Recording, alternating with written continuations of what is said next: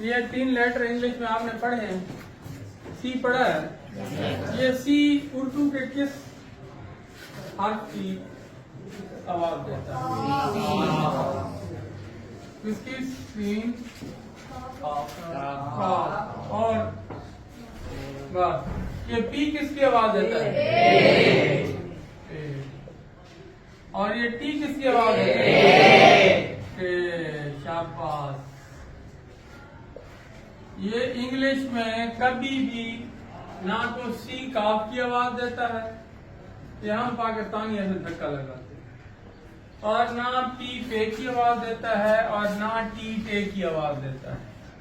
ये सी इंग्लिश के खास तौर पे जब किसी भी लफ्ज के शुरू में आ जाए, कहीं भी हो, ये काफ की आवाज कभी नहीं देता। ये किस चीज की आवाज देता है? खे की आवाज देता है। CAP cap. ये कैप हम पढ़ते हैं जो कि गलत है। ये क्या है? कैप। CAP cap.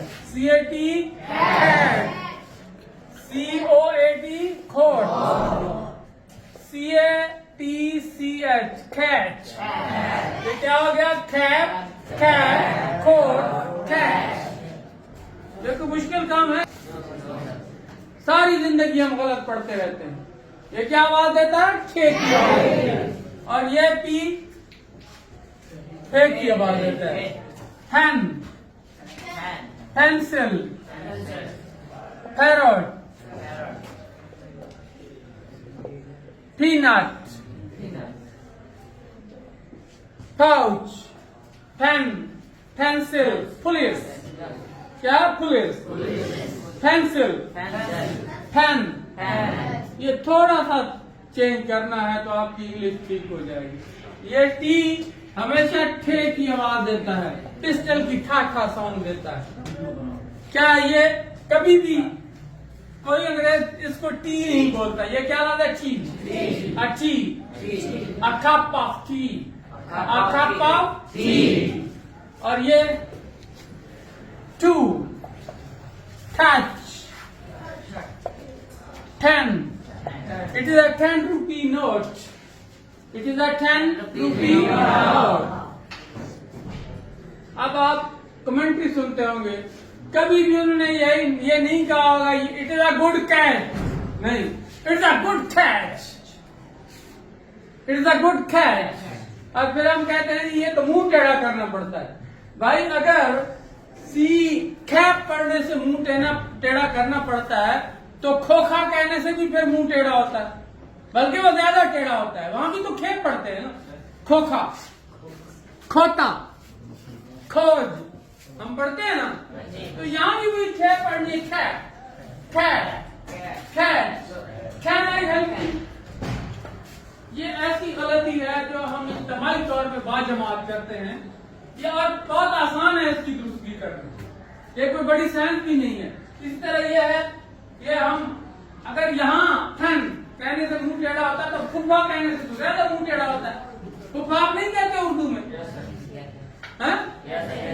फुफा, फुफो, फुफी।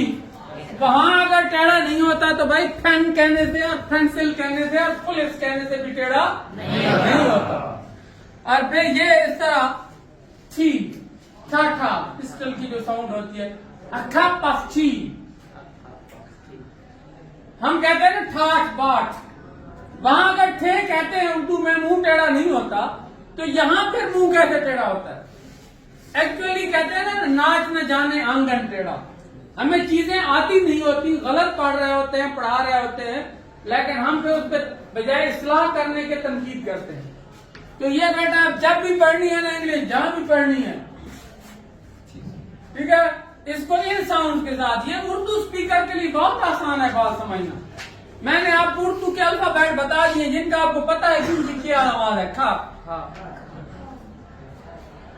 फे साउंड, फा साउंड इसको कहते हैं। फे इसको पढ़ते हैं फा साउंड, ठीक है। ये फा साउंड, फे, ठाठ, ठाठ बाट पढ़ते हैं ना उर्दू। तो यही तो आवाजें हैं, ये कोई मुश्किल साइंस ही नहीं है। और दूसरा जो हम गलती करते हैं अक्सर, ये लफ्ज आप पढ़ रहे हैं, इस पे अमल करोगे ना, मैं आज रीडिंग कराऊंगा, फिर अगला नुस्खा बनाऊंगा, वो भी इसी तरह आसान नुस्खा है। ये लिख लो बेटा, ये लिखवा। सी किसकी आवाज देता है? खाक का। पी किसकी आवाज देता है? टी किसकी आवाज देता है? इस तरह पढ़ोगे तुम्हारी इंग्लिश और स्कूलों के स्टूडेंट की इंग्लिश में आज से जमीन आसमान का फर्क पड़ जाएगा। सिर्फ आदत बदलनी है बेटा। और सर जब आप भी सुने ना, इनको ये आदत डालें कि इस तरह गलत पड़ता है तो उसको रोक दें। ये आपको दुआएं देंगे जब बड़े होंगे। Thank you sir, thank you.